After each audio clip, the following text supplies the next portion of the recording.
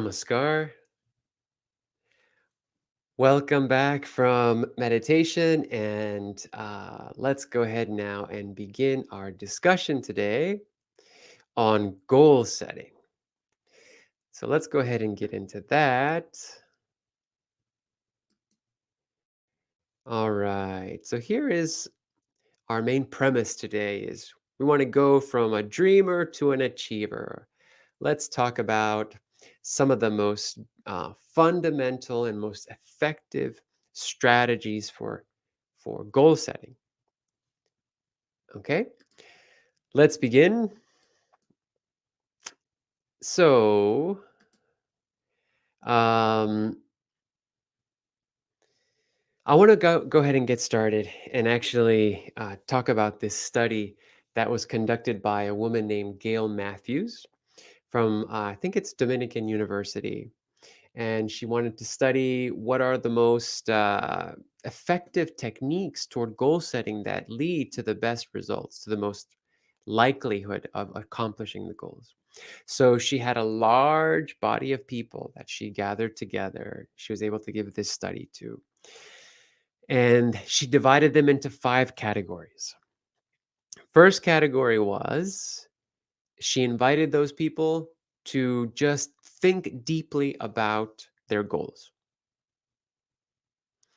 Then the second group, she invited them to think deeply about their goals and also write them down. Then she had a third group. She said, think deeply about your goals. Now write them down and make a list of actionable steps that you can take toward completing your goals. Then she got a fourth group. And the fourth group, she said, think about your goals, write them down, make a list of actionable steps toward accomplishing your goals, and go ahead and tell a friend about it. Send this list to a friend of yours. And then the fifth group was everything that I mentioned, but at the end, submit a weekly progress report to your friend. So somewhere along there are different categories of where we might stand. Some of us, we think about our goals a lot and we have goals, but we don't write them down, or we write them down, but we don't write down smaller steps toward accomplishing it, actionable steps. Some of us wouldn't have no friends to share our goals with, or and much less submit a progress report to somebody. So, guess what happened though? After I think it was 4 weeks that these people in the study, in the experiment, went through these steps. The first group that only thought about their goals, 43% of them made their goal. That's not bad. So, there isn't all hope doesn't have to be lost. And then the second group that wrote them down, 56% of them accomplished their goal. So it makes a big difference. Okay. And then the ones that wrote them down and had actionable steps, they also had a similar result to about 56% of achievement. And then those that submitted their goals and their list of steps to their friend, 64% of them were able to accomplish their goals. And then guess what? The ones who submitted a weekly progress report to a friend, they had a 76% success rate. So I highly encourage you to be in that fifth category. And for this to be one of your takeaways from our online meditation is that you want to think about your goals, write down the small actionable steps that you can take toward your goals. Submit that list and all that information to a friend, an accountability partner, a coach, and then do a weekly progress report to that person. Create that sort of accountability for yourself. Okay. And I want you to give it a try and let me know, in some time how this works for you. Okay. But this is some pretty good data that shows that with goals, you have to be very intentional. You have to be very proactive. And you have to think about something that my principal used to say when I used to teach seventh grade many years ago. She used to say, "What gets monitored gets done."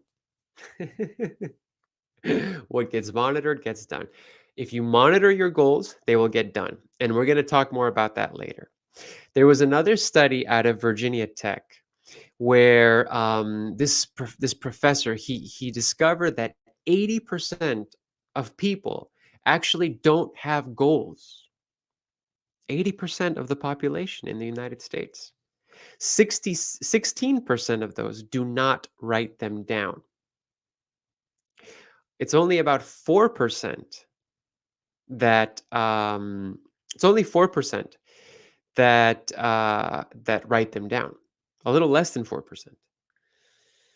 And then it's actually less than 1% of those who review their goals regularly. Okay. And what's astounding about these results is that of that less than 1% that reviews their goal regularly, they basically in their lifetime, they make 9 times more income than other people in the course of their life. Those that review their goals regularly. So apparently, what gets monitored gets done and also gives you money. Will put money into your pocket. Okay. I mean, these are great, great, great, statistical data to motivate you right now to get very intentional with the goals, to write them down. And then also later, we'll talk a little bit about how to have fun with them. Now, right now, I want to kind of put this into a yogic perspective. Okay. So let's think about from the perspective of a yogi, from our perspective, what does it mean to do these tasks? And when I say this, I don't want to knock them down, but we're kind of going to think critically about them. Essentially, what you're doing is if every day you are reviewing goals, let's say that you have a goals book or a goals binder where you have clippings of things that related to your goal and things that you want, and you read that every day. You read that 2 times, 3 times a day. Some people do that. You know, like when I coach people, I encourage them to do that.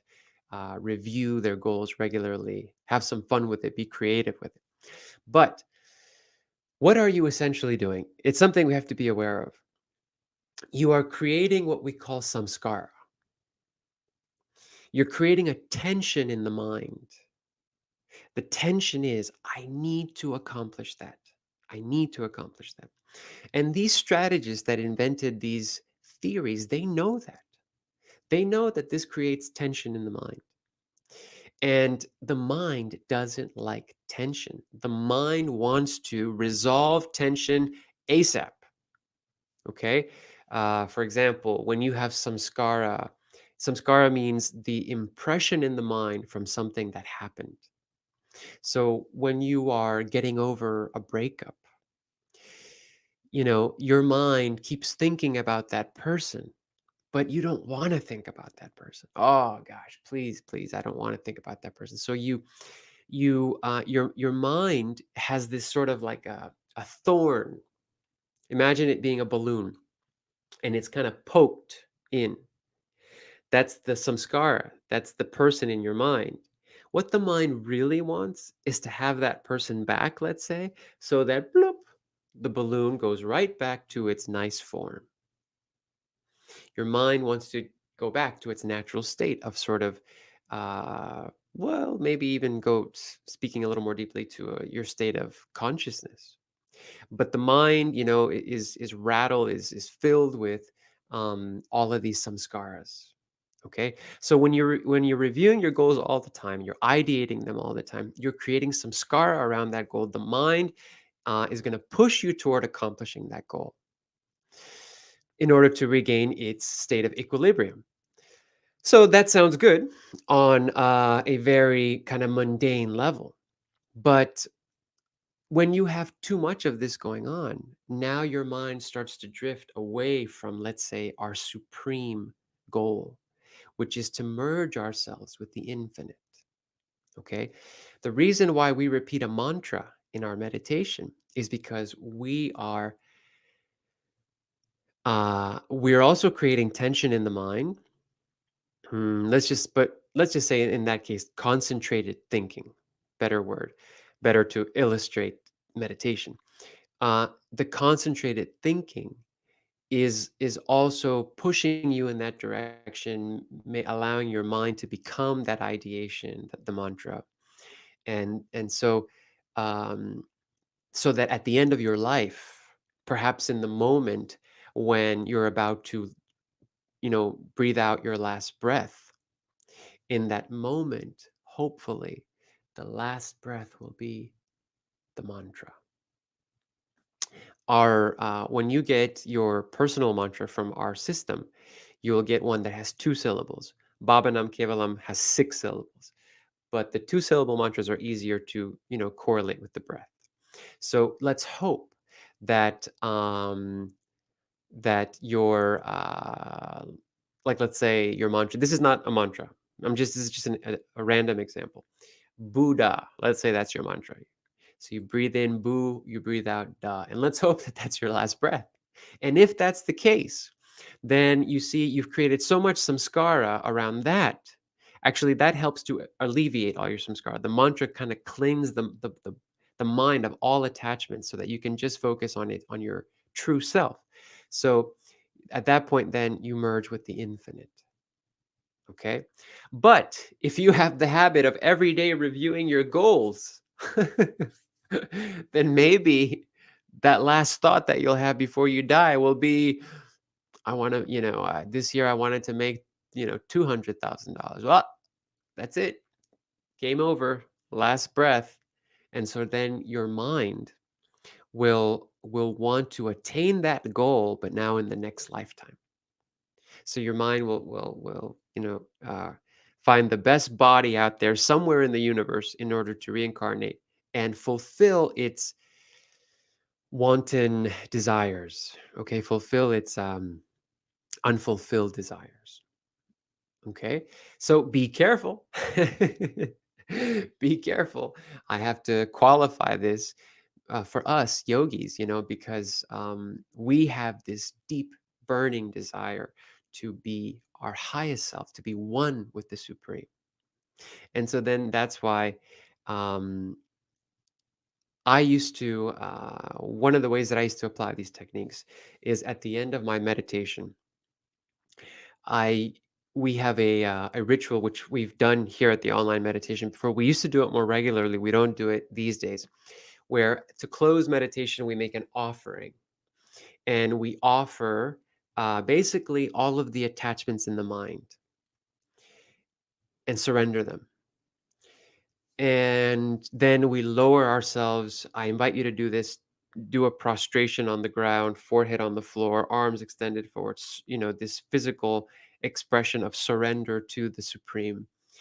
And what I used to say every time at the end of my meditation was something like, I am a puppet and you are the master. Use me for your happiness. Or I'm an instrument and you are the master. Um, Use me for your happiness. So that was my ideation, and that was like me repeating my goal every day, and that was my biggest goal.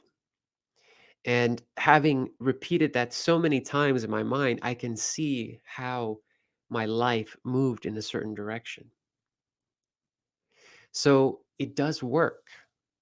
It does work if you monitor your goals, um, write them down, visualize them. What I used to do is I didn't need to read them every day. I had them memorized. I used to also have my higher purpose memorized, and I would repeat that several times a day and also at the end of my meditation. So these techniques that I mentioned can also have a very profound effect if you do them internally. And it's a good idea to always be repeating the mantra internally regularly. Like if you're at a traffic light, just go ahead and repeat Bhavanam Kevalam. Red light, Bhavanam Kevalam. Red light, Bhavanam Kevalam. Okay? So keep that in mind as a yogi. And let me pause, and then I want to go ahead and talk about some strategies. Let's see if there's any comments right now. I need to. All right. Let's see here. Well, we have uh Naha says, I love this mantra. Mon sounds tra liberation, mantra sounds for liberation. Yes, okay. Man also means mind in Sanskrit. So it's like the mantra liberates the mind. Thank you for that comment there, Naha. Uh, Wonderful. I'm glad the mantra resonated with Naha. He says, Bhavanam Kevalam is a very good sound for liberation. I am free totally now. Excellent. Good job, Naha. Shannon says, Namaskar. Namaskar, Shannon. So glad you're here. Thanks for joining. Brother Hitendra says, two concepts I learned this week. Check your goals for means goals, means to an end, contains a so, versus end goals, and 50% of your goals should have 50% chance of failure.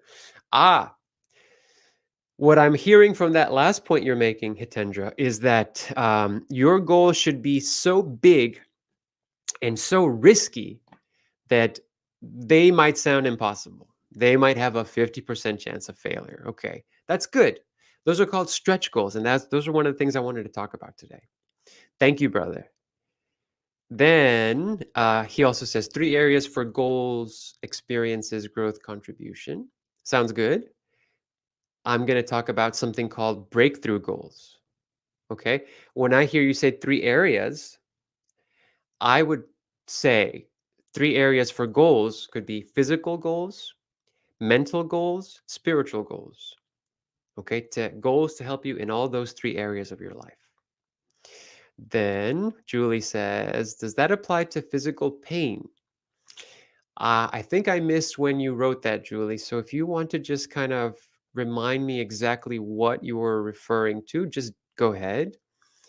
Does that apply to physical pain? If by that you're saying um, alleviating pain with the mind, yes, I tell people that when the body is weak, that is the time to boost the mind.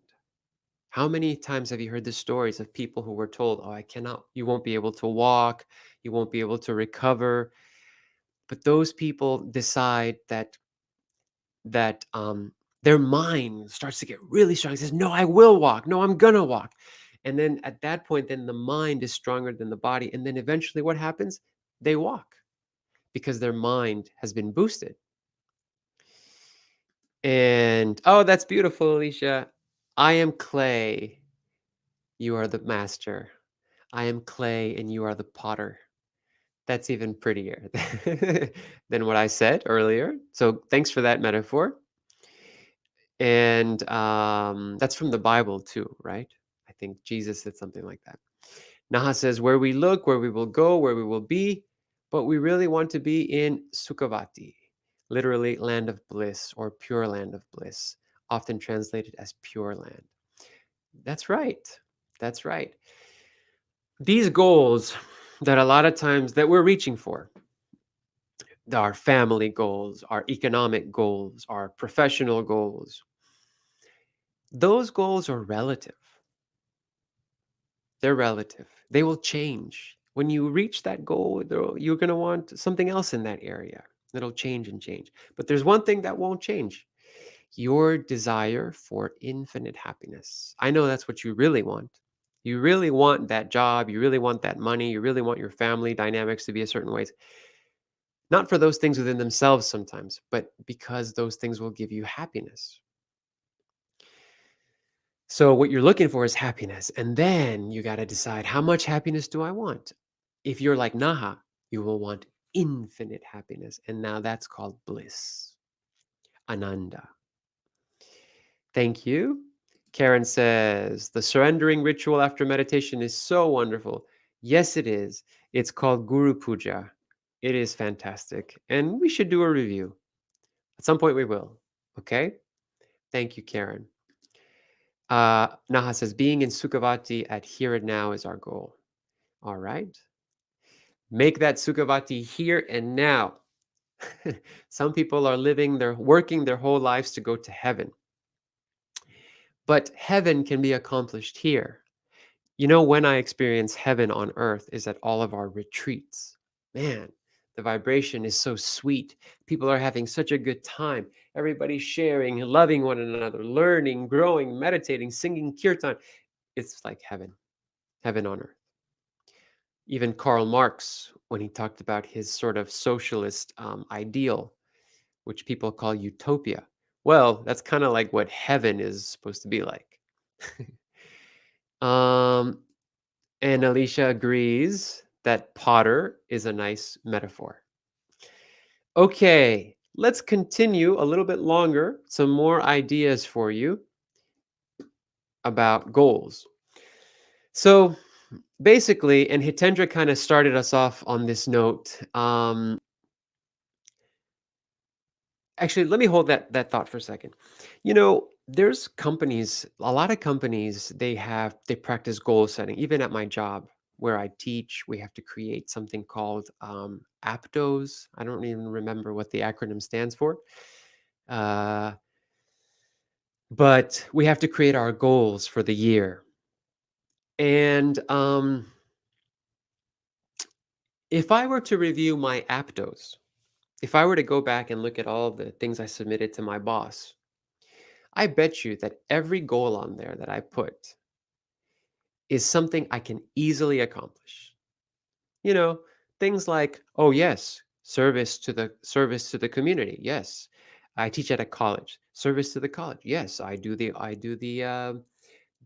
meditation club. Check. Oh yes, professional development. Well, I maybe I took a course. Oh yes, well I'm taking these courses here. Check. And so forth. And so everything on there was stuff that's just so easy to accomplish. And I turn it into my boss and they go, thank you very much. They put it in a file. And, you know, most people who will do that, they won't really grow. In fact, these companies that have these systems where people create smart goals, which is a very effective system of goal setting, which I'll talk about in a moment, they find that yes, the people are satisfied when they fill those out, when they write them out. But a lot of times people are just writing down goals in the same way they write down a to-do list, things that they will easily be able to check off. And those companies that do that notice that all this preparation and all this work in that area is going nowhere. Nothing is growing. Things are going up and down, and sometimes things are going down because um, people are not pushing themselves. So that's what you want to do is you want to go ahead and make your goals big. In fact, now let me go ahead and talk about something called a breakthrough goal. Um, Breakthrough goals are goals in your life where if you just did one thing, it would dramatically improve your life by a lot. So there's a cool football reference. If you like football, imagine that you're starting off at one end of the field, and the quarterback is able to throw a 50-yard pass. Imagine how far down the field now your team has moved toward the touchdown zone, right?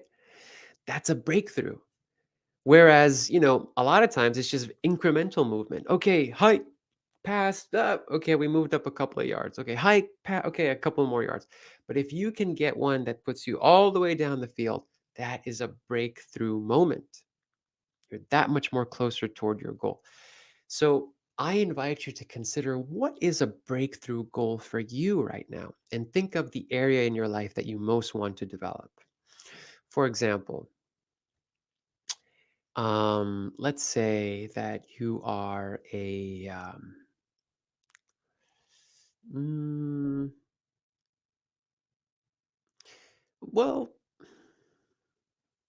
this is a random goal. Let's say you're a coach And you might think to yourself, I'm a coach and I have all my preparation, I have my clients, but I feel like I would be an even more elevated coach if I had a PhD or if I had a master's degree in psychology. So now you're thinking, if I had that degree, for example, ooh, I would be this much better in my situation. So then getting that degree would be a breakthrough goal. If you are going through some financial problems and you decide, I'm going to earn $1,000 a month, I need an extra $1,000 income a month. That would just put me in such a higher place if I could just increase my income by $1,000. So then you need to figure out, how can I do that?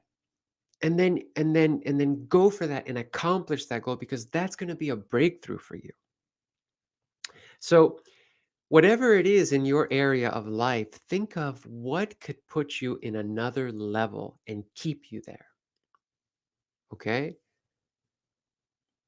I had a breakthrough moment in my YouTube channel, Tantra Thoughts, but it was all by luck, where one of my videos went viral overnight. I made a video called "What is Tantra?" Tantra explanation. What is Tantra? And I got so lucky that the the guy who used to play, I'm sorry, I don't know his name. I don't remember his name. The gentleman who used to play Barney in the TV show Barney, who was the guy inside the suit, he apparently is a tantrika. And he talked about his work in tantra and how, oh my God, I was a tantrika for so many years, and then suddenly I became Barney, who was just all about love and spreading love. And of course, tantra is about love. Um, and then all the fans of Barney started searching for tantra, and guess what? They all found my video, and they would write comments on there like, "Oh, I'm here because of Barney. Oh, damn, darn it, Barney brought me here. Oh," and then it was like a joke there, and I wrote a comment. I was like, "Welcome all Barney viewers," and I got a lot of reaction to that comment. So that was luck, but it was a breakthrough moment for me because it took my video from maybe 100 views to 100,000 views in basically a couple of days. You That's what we mean. And at that point, then my channel now takes on another level. So that's what I want to encourage you to do, is what is the one thing that can happen to you that can put you on another level, and maybe you'll get lucky and it'll happen like it did for me. But even without luck, you can pursue and you can accomplish that with some sort of with effort. Okay? All right. Last thing I want to say is, when you create a goal, make SMART goals as your small actionable steps. Okay? And before I mention that, I want to also talk about the distinction between good ideas and goals. A lot of times we think, oh, yeah, I have goals, but what you really have are just good ideas. For example, you might have an idea that's like, I should lose some weight. That's just an idea. That's not a goal. I'll tell you how it becomes a goal. It becomes a goal if you make it specific, measurable. Um, those are the first two of the SMART goals. Um, I did this last time too, where I went blank. Anyways, you can let's just stop there. Specific and measurable, attainable, reachable. I forget. I'm getting there. I'm getting to the T. So, um, the what you want to do is go from saying, I want to lose weight, to saying something like, by July 17th, I will weigh X amount of pounds, and I will do that by eating these many calories on these certain days, and like that. So notice how we went from just an idea to a goal, where now, as a goal setter, you're like a scientist that has specifications. And even if in the moment you don't believe that you can do that by July 17th, it should be, no, sorry, it should be more practical. It's got to be something that you believe you can attain. These are smaller goals, smart goals. Okay. Um, however, so then so the what I'm saying is go from having your ideas to goals and have them be measurable, have them be specific. And take that same idea of these measurable, specific goals, these SMART goals, and use that technique to make your small steps toward your big goals. You might have a big goal of one day owning a house. And so, even as you write down that goal, you have to, say what kind of house do you want? Where do you want it? How many rooms does it have? All the things that you can visualize in the moment. How much will it cost? Whatever helps you to really wrap your mind around it. And then take small steps toward accomplishing that and make those small steps SMART goals.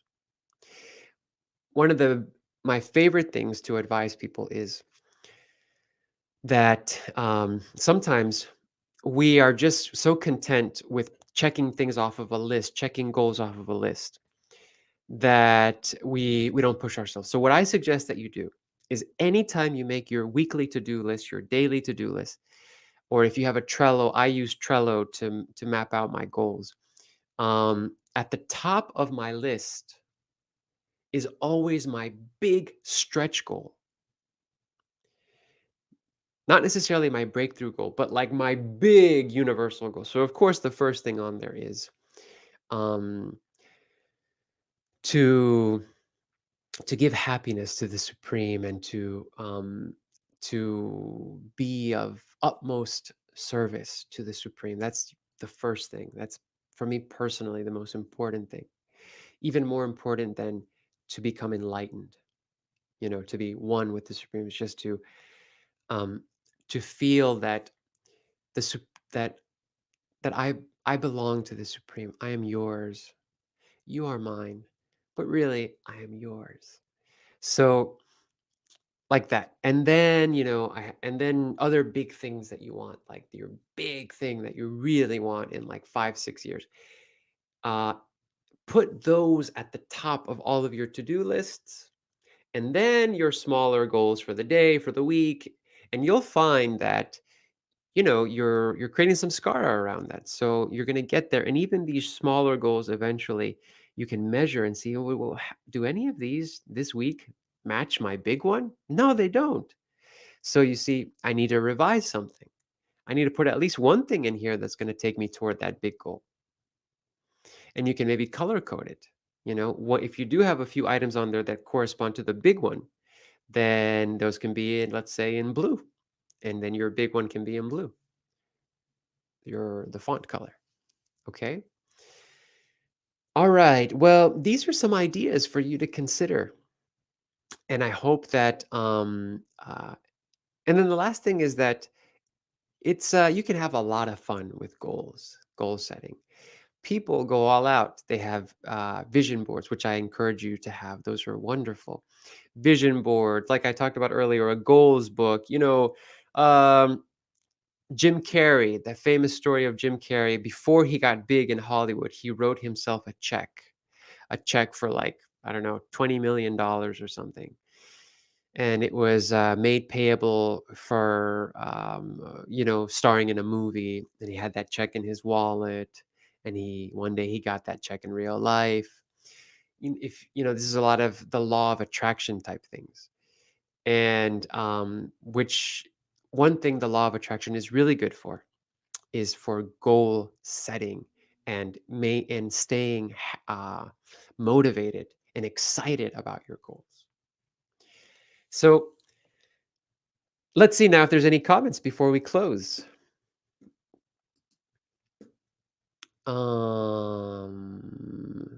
Noelia. Noelia says, realistic and timely. That's my sister, Noelia. She's amazing. Thanks for filling that in. Now you know what SMART goals stand for, what the acronym stands for. Let's see here. Aura says, goals, the realization that my true form isn't the body nor the mind. Further cultivate my relationship with Shiva. Ah, those are the type of goals that I was talking about to put at the top of your list. Okay, very nice. Thank you for sharing that, Aura. And then we have Anushila. I truly hope we get to have a retreat this year. Me too. I really want to go to the mountains for my birthday and to get my second lesson, and of course to see you all. That's right. At one of our retreats, Anushila had a birthday. It was like the first day of the retreat.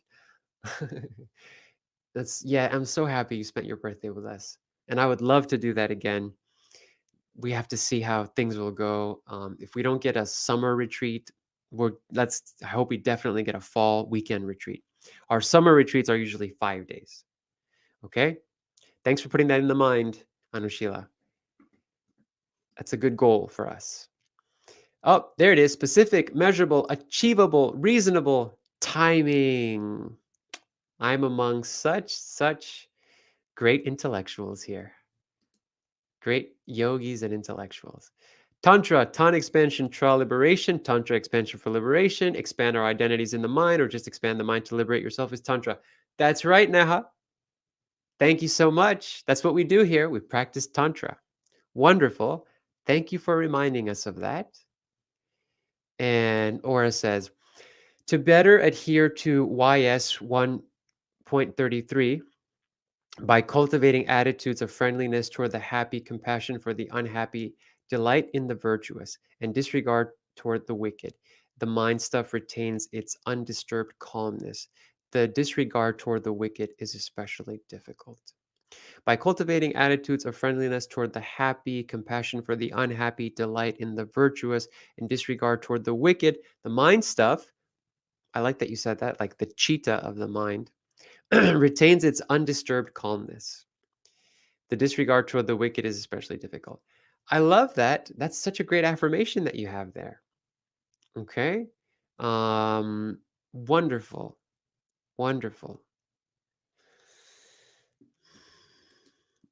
I like that too because we live in a very status anxious society where a lot of times we're envious because people have more than us, because people have more likes than us, they're prettier than us, their pictures are nicer than us.